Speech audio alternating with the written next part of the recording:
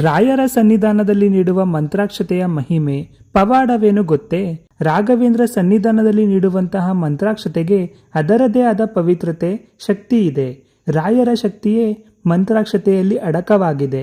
ಮಂತ್ರಾಕ್ಷತೆಯನ್ನು ತೆಗೆದುಕೊಳ್ಳುವಾಗ ನಾವು ತಪ್ಪುಗಳನ್ನು ಮಾಡಬಾರದು. ಮಂತ್ರಾಕ್ಷತೆಯ ಮಹತ್ವವೇನು? ಮಂತ್ರಾಕ್ಷತೆಯನ್ನು ಬಳಸುವುದರ ಪ್ರಯೋಜನಗಳೇ? ಮಂತ್ರಾಕ್ಷತೆಯನ್ನು ಬಳಸುವುದರ ಪ್ರಯೋಜನಗಳೇನು? ಬನ್ನಿ ಈ ವಿಡಿಯೋದಲ್ಲಿ ತಿಳಿದುಕೊಳ್ಳೋಣ. ಮೊದಲನೆಯದಾಗಿ ಮಕರ ಜ್ಯೋತಿ ಯೂಟ್ಯೂಬ್ ಚಾನಲ್ಗೆ ನಿಮಗೆಲ್ಲರಿಗೂ ಸ್ವಾಗತ. ಕಲಿಯುಗದ ಪ್ರತ್ಯಕ್ಷ ದೇವರೆಂದು ನಾವು ರಾಘವೇಂದ್ರ ಸ್ವಾಮಿಗಳನ್ನು ಕರೆಯುತ್ತೇವೆ.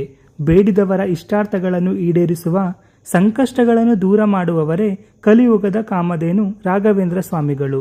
ರಾಘವೇಂದ್ರ ಸ್ವಾಮಿಗಳ ಮಹಿಮೆ ಹೇಗಿದೆ ಎಂದರೆ, ಇಂದಿಗೂ ಜನರು ದೇವರೆಂದರೆ ತಿರುಪತಿ ತಿಮ್ಮಪ್ಪ, ಗುರುಗಳೆಂದರೆ ಶ್ರೀ ಮಂಚಾಲೆ ರಾಗಪ್ಪ ಎನ್ನುವ ನಾನುಡಿ ಇದೆ. ಎಲ್ಲರನ್ನೂ ಪವಾಡ ಪುರುಷರು ಎಂದು ಕರೆಯಲು ಸಾಧ್ಯವಿಲ್ಲ. ಯಾರು ದೈವೀ ರೂಪದಲ್ಲಿ ಬಂದು ಜನರ ಸಂಕಷ್ಟಗಳನ್ನು ಪರಿಹರಿಸಿ ಬ್ರಹ್ಮಾಂಡದ ಕಲ್ಯಾಣವನ್ನು ಅಪೇಕ್ಷಿಸುತ್ತಾರೋ ಅವರನ್ನು ನಾವು ಪವಾಡ ಪುರುಷರು, ಮಹಾಮಹಿಮರು ಎಂದು ಕರೆಯುತ್ತೇವೆ. ರಾಘವೇಂದ್ರ ಸ್ವಾಮಿಗಳು ಅಕ್ಷರಸ ದೈವಾಂಶ ಸಂಭೂತರು.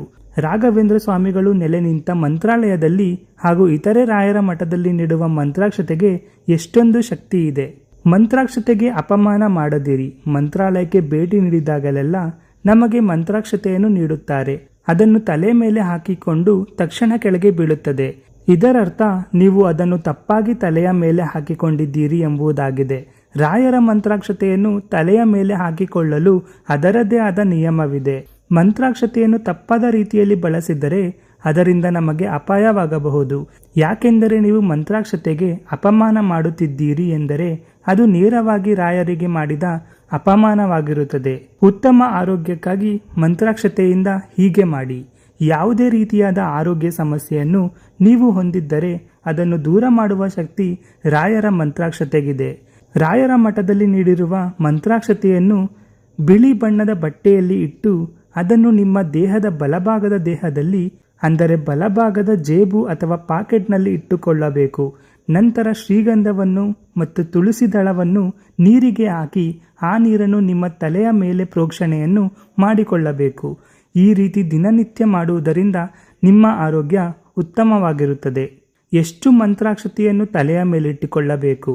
ಪ್ರತಿನಿತ್ಯ ಸ್ನಾನ ಮಾಡಿದ ಬಳಿಕ ಬಿಳಿ ಬಟ್ಟೆಯಲ್ಲಿ ಇಟ್ಟುಕೊಂಡಿರುವ ಮಂತ್ರಾಕ್ಷತೆಯನ್ನು 2 ಮಂತ್ರಾಕ್ಷತೆ ಕಾಳುಗಳನ್ನು ನಿಮ್ಮ ತಲೆಯ ಮೇಲೆ ಇಟ್ಟುಕೊಳ್ಳಿ. ಮಂತ್ರಾಕ್ಷತೆಯನ್ನು ಶೇಖರಣೆ ಮಾಡಿಕೊಳ್ಳುವುದು ತುಂಬಾನೇ ಒಳ್ಳೆಯದು. ಈ ರೀತಿ ಮಂತ್ರಾಕ್ಷತೆಯನ್ನು ತಲೆಯ ಮೇಲೆ ಹಾಕಿಕೊಳ್ಳುವುದರಿಂದ ರಾಘವೇಂದ್ರ ಸ್ವಾಮಿಗಳ ಶ್ರೀರಕ್ಷೆ ಸದಾ ನಿಮ್ಮ ಮೇಲಿರುತ್ತದೆ.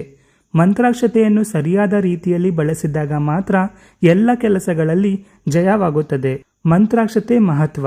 ಮಂತ್ರಾಕ್ಷತೆಗೆ ನಮ್ಮ ಆರೋಗ್ಯದ ಸಮಸ್ಯೆಗಳನ್ನು ದೂರ ಮಾಡುವ ಶಕ್ತಿ ಇರುವುದರಿಂದ ಅದನ್ನು ಜೀವಾಮೃತವೆಂದು ಕರೆಯಲಾಗುತ್ತದೆ.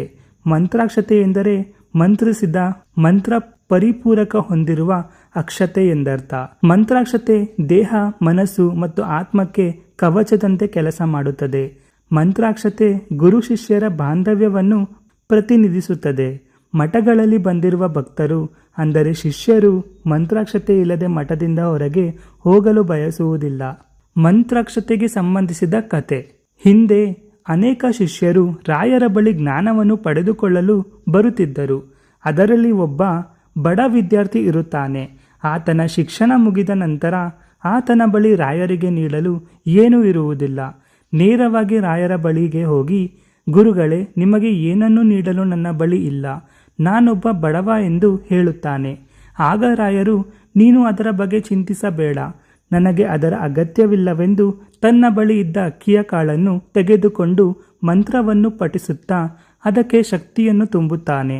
ನಂತರ ಆ ಮಂತ್ರಾಕ್ಷತೆಯನ್ನು ಬಡ ವಿದ್ಯಾರ್ಥಿಗೆ ನೀಡುತ್ತಾರೆ. ಆತ ಅದನ್ನು ತೆಗೆದುಕೊಂಡು ತನ್ನ ಊರಿನ ದಾರಿಯನ್ನು ಹಿಡಿಯುತ್ತಾನೆ. ಅವನು ಊರು ತಲುಪುವುದಕ್ಕೂ ಮುನ್ನವೇ ಕತ್ತಲಾಗುತ್ತದೆ. ಆಗ ಅವನು ಅಲ್ಲೇ ಮಾರ್ಗ ಮಧ್ಯದಲ್ಲಿದ್ದ ಒಂದು ಪುಟ್ಟ ಮನೆಯಲ್ಲಿ ಆಶ್ರಯವನ್ನು ಪಡೆದುಕೊಳ್ಳುತ್ತಾನೆ. ಆ ಮನೆಯ ಮಾಲೀಕನ ಹೆಂಡತಿ ತುಂಬು ಗರ್ಭಿಣಿಯಾಗಿದ್ದಳು.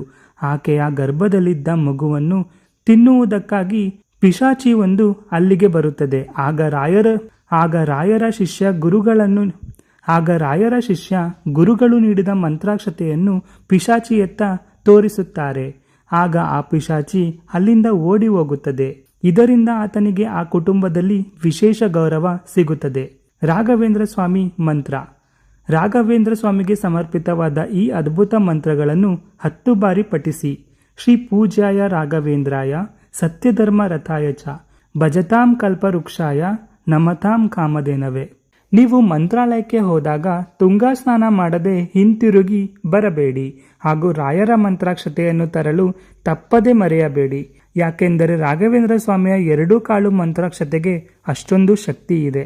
ಈ ಮಾಹಿತಿ ನಿಮಗೆ ಇಷ್ಟವಾಗಿದ್ದಲ್ಲಿ ನಮ್ಮ ಚಾನಲನ್ನು ಸಬ್ಸ್ಕ್ರೈಬ್ ಮಾಡಿ, ಹಾಗೆಯೇ ಈ ವಿಡಿಯೋಗೆ ಲೈಕ್ ಮಾಡಿ.